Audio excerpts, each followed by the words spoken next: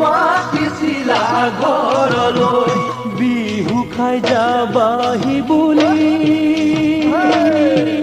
কৈ থৈছিলা চিৰা দৈ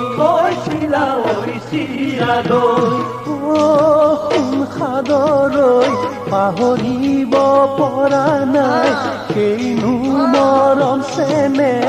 এইবাৰনো নিমন্ত্ৰণ পাহৰিলা কেনেকৈ সাদৰৈ পাহৰিব পৰা নাই সেইনো মৰম চেনে এইবাৰনো